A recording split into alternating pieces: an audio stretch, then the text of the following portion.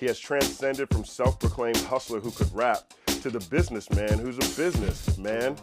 Today, Sean Corey Carter is a billionaire who runs multiple companies, an artist who has released 14 consecutive chart-topping albums, and potentially hip-hop's most powerful social activist. Jay-Z just did it again. $2.5 billion net worth, the richest musician alive. Not Taylor Swift, not Beyonce, not Drake. It's Hov. And here's the real reason why. When you sit here, you know, the one question everybody has is there a part of you that thinks it's time for me to get back in the studio, or you're in no rush to do that, or are you waiting till the time is right for you? Yeah, I think... Because we can't use the word retirement for you. Yeah. No, I already did that. I can't do that ever again. I would say I want to make music, but it has to be something important. I don't want to just make a bunch of tunes. That's not going to serve me. It's not going to. It won't feed me. First of all. What does feed you? What feeds you? I have to be saying something important. It has to mean something. You know, it has to mean something to a larger society. Like 444, for example, was a personal story. Yeah. But the amount of vulnerability in there allowed for a lot of people to explore the space. Most artists make money from albums and shows, but Jay-Z, he moved different. He realized early, music fades, but businesses print forever. That's why while other rappers were flexing chains, he was buying champagne companies, sports teams, and even real estate blocks.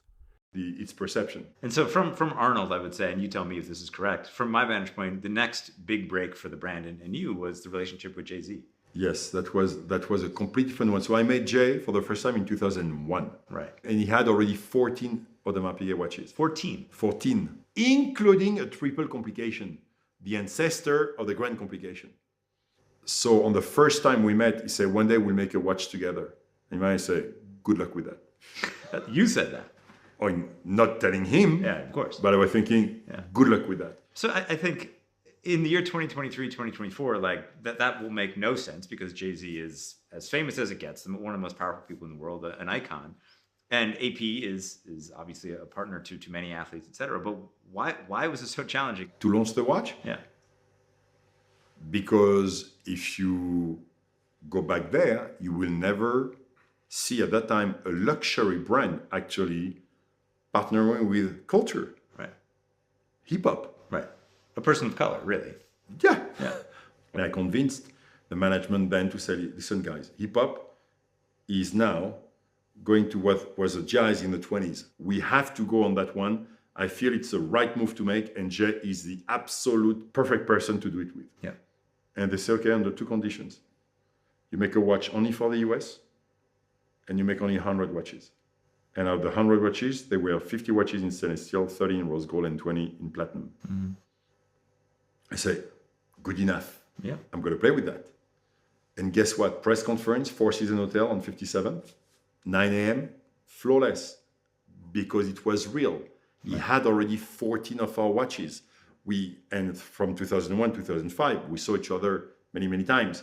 So it was an easy thing to convey that it was not faked in any way, shape, or form. The watch sold out in almost 2 months. And 2 months back then was really fast. Now stuff sells out in 2 minutes. Very fast. Yeah. And that reopened the doors to a complete new world. Right. Because that was also the arrival of the Beats. Yeah. Remember? By Dre, yeah. And in many, many songs, Jay was mentioning Audemars Piguet, then Beyonce spoke about AP, then many others started to talk about AP, and that was like a... He turned rhymes into revenue streams. And here's the crazy part. Jay-Z doesn't even chase clout on Twitter, IG, or TikTok. He's not dropping memes to stay relevant. He doesn't need to. While other artists argue with fan bases online, Jay's busy building Rock Nation, bringing Caesar's Palace to Times Square, and moving chess pieces like a billionaire boss. If you look at the statistics, like, you know, most athletes go broke in 3 or 4 years. Mm-hmm. You know, it felt like it needed, and I'm not like saying I'm Superman, I felt like it was a greater purpose there, you know, and we were always doing it. We were always mentoring, and, you know, LeBron James, and, you know, we were always, you know, as friends though. Yeah. You know, it was no business arrangement, just, you know, just having discussions and talking about it. And we were always doing it anyway. It was like, man, let's step in and do this, you know, the right way, and use the connections and the power and the knowledge we have to help these guys.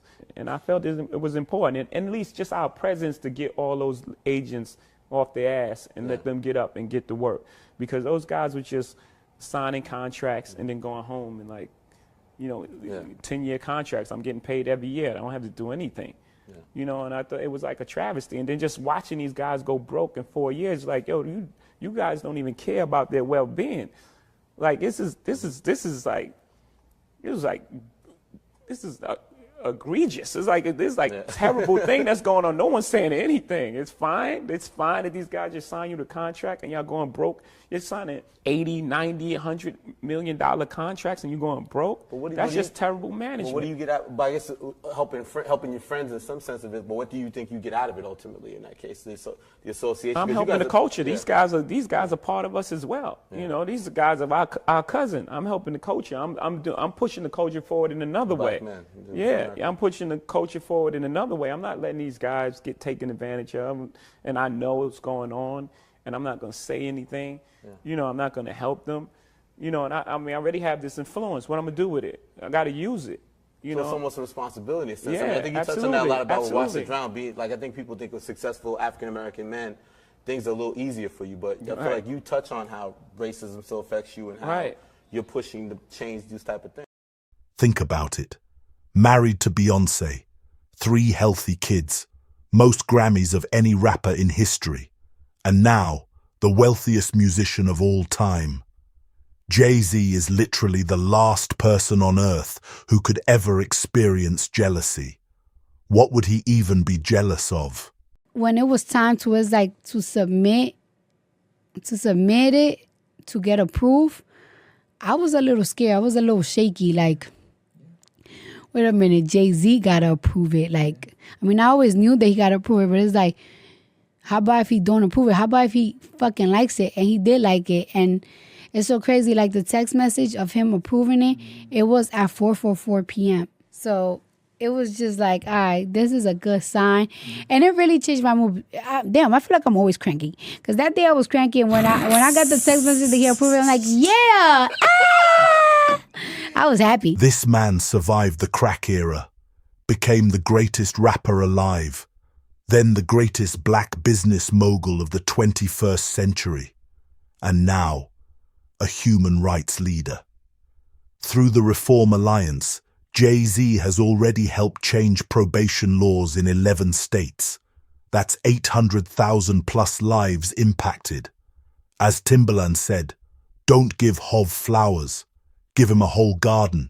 In 1986, when I was coming of age, Ronald Reagan doubled down on the war on drugs that had been started by Richard Nixon in 1971. Drugs were bad, fried your brain, and drug dealers were monsters. The sole reason neighborhoods and major cities were failing. No one wanted to talk about Reaganomics and the ending of social safety nets, the defunding of schools and the loss of jobs in cities across America. Young men like me who hustled became the sole villain, and drug addicts lacked moral fortitude. In the 1990s, incarceration rates in the U.S. blew up. Today, we imprison more people than any other country in the world. China, Russia, Iran, Cuba. All countries we consider autocratic and repressive. Yeah, more than them. Judges' hands were tied by tough on crime laws, and they were forced to hand out mandatory life sentences for simple possession and low-level drug sales. My home state of New York started this with Rockefeller laws. Then the feds made distinctions between people who sold powder cocaine and crack cocaine, even though they were the same drug. Only difference is how you take it. Every year or two, it was something that always brought me back to ground zero, and it was probation. And I listened to Meek Mill, and I seen that he posted on his story one day, like, Reform Alliance, and I'm like, let me just go to Instagram and look. So I went on Reform Alliance, and I seen that AB 1950 was passed in California. I contacted my lawyer, and it was still new. It had just came out like a couple of days prior. And he was like, well, I don't know if that applies for you because you've already been convicted. I said, can we try it? And he's like, give me a few months. The judge said, I'm gonna go ahead and override your probation officer report. You've been good the last 2 years. You've never been in trouble.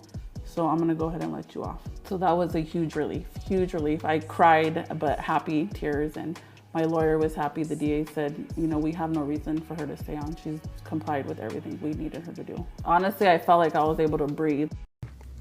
I was with Jay-Z in a board meeting for the Reform Alliance.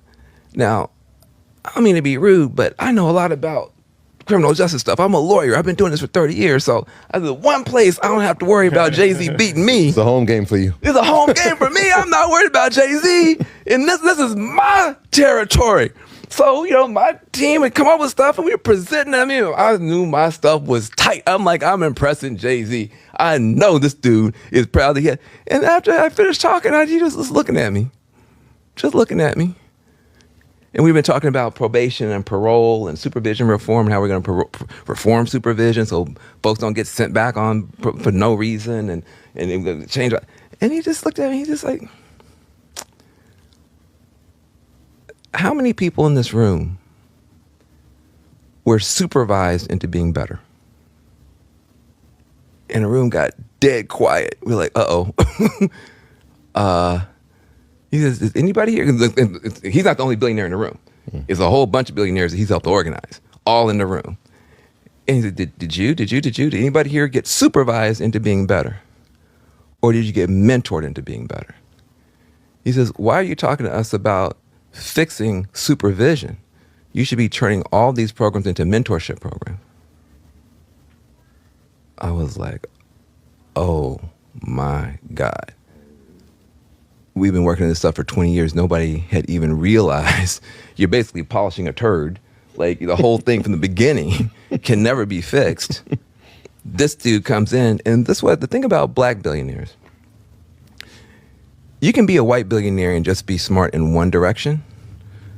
To be a black billionaire, you gotta have genius on top of genius, wrapped up in genius, deep fried in some more genius. So you're gonna be smart in so many different directions. So what's the takeaway for us? It's not just about talent. It's about systems, ownership, and vision.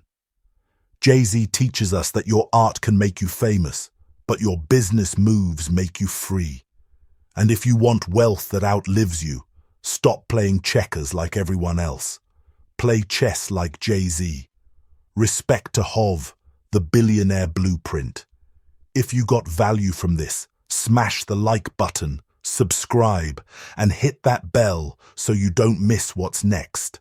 And if you want more billionaire stories, click the video on the left for Peter Thiel's $22 billion escape plan, or the video on the right for George Clooney's $1 billion tequila empire.